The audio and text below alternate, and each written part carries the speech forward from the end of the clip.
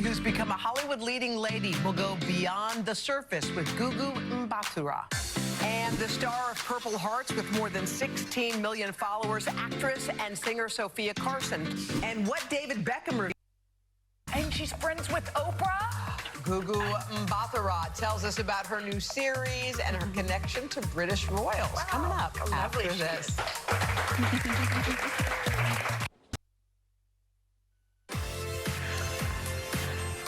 Gugu Mbatha may have a royal connection, being a member of the Order of the British Empire. That's pretty fancy.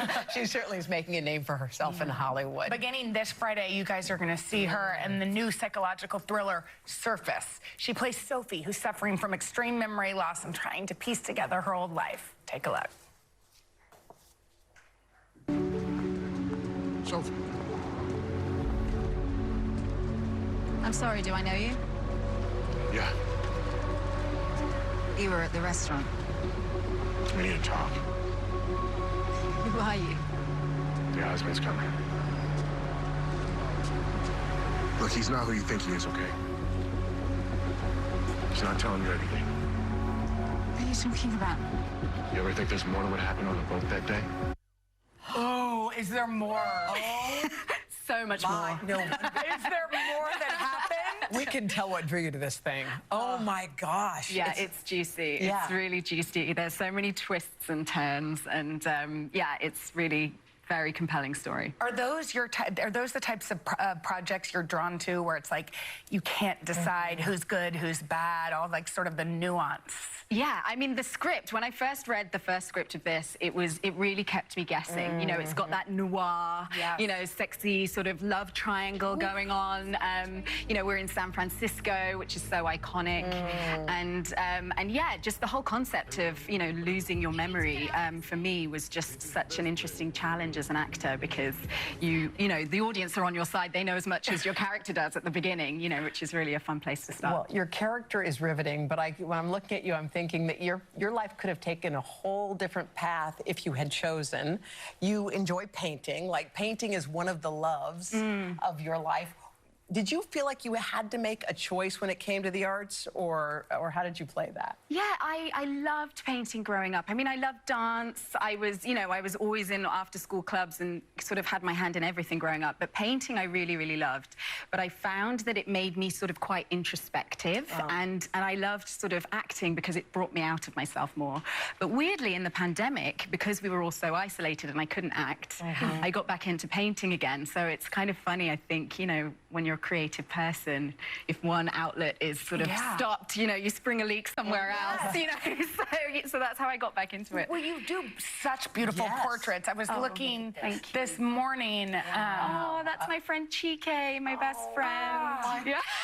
We also saw one of Desmond Tutu on your Instagram, which was just gorgeous, and I know that that one is particularly meaningful to you. Yeah, it is. You know, I'm half South African. Oh, there it is. Gorgeous.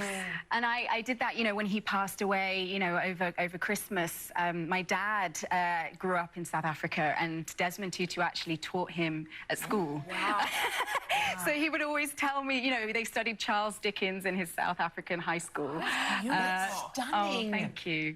Stunning. So that was a very personal one to me, you know, everything that he stood for, and obviously my family's legacy and the legacy of that country is very special. Who was the first person, Gugu, who looked at you and said, yeah, you have it, whatever that thing is, whether it's acting or art? Who believed? Was it a teacher, a family member? Oh, you know, I always sort of, I never had anybody sort of endow me with that. I suppose my mum always gave me confidence. I think she... Well, I was a very exuberant child, and so she always encouraged me to express myself. So, you know, I very much credit her with allowing me just to be me, really. I don't think that anybody, you know, ever said, oh, you have it, but I think I was just very persistent and and keen and enthusiastic, and I think that can get stamped out of you when you're young, you know, depending on who you're surrounded by. So I feel like my parents really nurtured me. We have one thing in common, and that is that we adore Oprah. Well, and by, like, the whole world has that in common. And she reached out to you. You formed a friendship after she saw you in Belle. Yeah, the first film. The first film I ever ever did, you know, where I was the lead role, which was such a special film to me, a British period piece. And it was bizarre because I was actually doing Oprah's meditation series with Deepak Chopra at the time. And so I was listening to her voice every day. And then I had this, you know, missed call. And I didn't recognize the number, so I didn't answer. And then when I listened to the voicemail, you know, Oprah was on the other end going, hello, it's Oprah. And it was so similar to the meditation series that I've been listening. I thought, oh my God, have I manifested this whole thing? It was very Well, of course you have. Oprah believes in men.